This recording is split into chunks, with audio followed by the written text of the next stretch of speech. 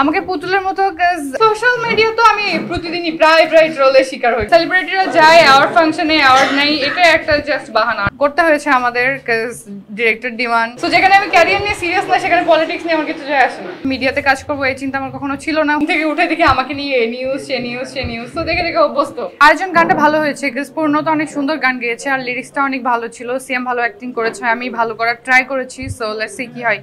আমাদের লোকেশন খুঁজে পেতে অনেক কষ্ট হয়েছে। সো দুইবার লোকেশন সার্চ করতে হয়েছে, তারপর সেখানে যেয়ে শ্যুট করা একবার, মানে সবকিছু মিলে একটু টাফ ছিল, but we did it. Swimming এ পানি অনেক বেশি ছিল আর আমার হাইট কম ছিল। সো আমার বলতে গেলে যে মানে শর্টটা তো অনেক কষ্টের ছিল, বাট করতে হয়েছে আমাদের, ডিরেক্টর ডিমান্ড। সো আমাদের সেক্ষেত্রে সুইমিং এর মধ্যে খুব কষ্ট করে শর্ট দিতে হয়েছে। রিসেন্টলি মিউজিক ভিডিও বেশি করছি, ফটোশুট করছি। এখন সামনে আরো কিছু টিভিসির কথা হচ্ছে, টিভিসি করব আর ওয়েব সিরিজেও দেখা যাবে ইনশাল্লাহ খুব soon. Recent last few days I was busy with my studies. So study মোটামুটি এখন কমপ্লিট। সো এখন অফার সব যেগুলোই অফার আসবে সবকিছু মিলিয়ে যাচাই বাছাই করে করা হবে ইনশাল্লাহ। আমি আসলে সময়ের অপেক্ষা করছিলাম। সো এখন আমার মনে হয় যে কাজ করা উচিত। এখন স্টোরি ভালো হলে, ক্যারেক্টার তো আমি তো কেবল অ্যাক্টিং শিখছি, আমি এখনো মনে করি যে অ্যাক্টিং এর কিছুই হয় না আমাকে দিয়ে। So I am trying, let's see কি হয়। অ্যাক্টিং স্কিল বাড়ানোর জন্য আসলে সবার আমার মনে হয় যে স্টাডি করে তারপরে আসা দরকার। বাট আমাদের তো দেখা গেল যে অ্যাক্টিং শেখার আগে, সবকিছু শেখার আগেই মিডিয়াতে ঢুকে যাওয়া আমার অনেকদিন হয়েও গেছে অলরেডি।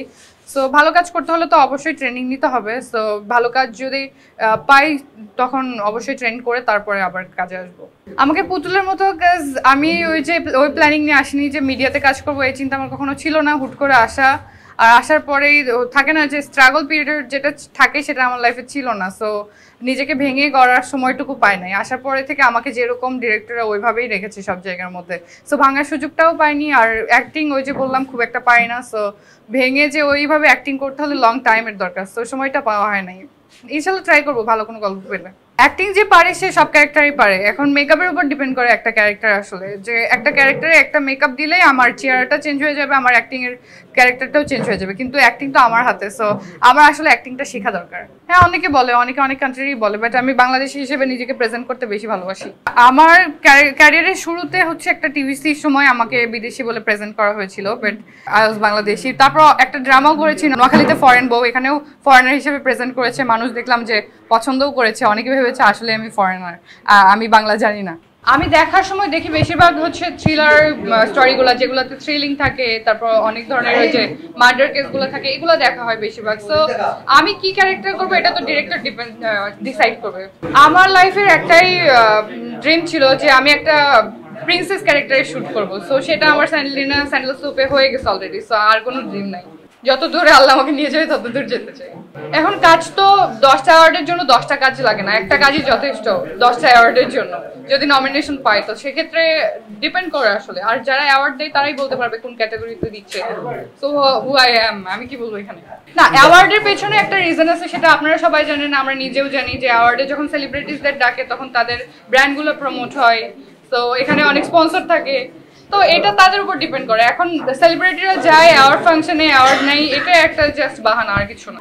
না, আমাকে ডাকে, এমন আছে ডাকে না, আমাকে যখন ডাকে যখন আমি বাংলাদেশে অ্যাভেলেবল থাকি বা আমার যখন শুটিং থাকে না তখন আমি জয়েন করি। দর্শকের তো প্রত্যাশা অনেক বেশি, সবার প্রত্যাশা অনেক বেশি। এখন আমি আমার জায়গা থেকে আমি ট্রাই করি বলতে খুব একটা ট্রাই করি না, বাট যা হচ্ছে আলহামদুলিল্লাহ আমার মনে হয় ঠিকঠাক আছে। সোশ্যাল মিডিয়া তো আমি প্রতিদিনই প্রায় ট্রোলের শিকার হই। ঘুম থেকে উঠে দেখি আমাকে নিয়ে নিউজ সে নিউজ, তো দেখে অভ্যস্ত। না, এগুলো হচ্ছে আগে করতাম, যখন মিডিয়াতে প্রথমের দিকে ছিলাম তখন খুব মন খারাপ হতো। এখন কিছু মনে হয় না, যে যার ফলোয়ার্স থাকবে তার হেটার্সও থাকবে।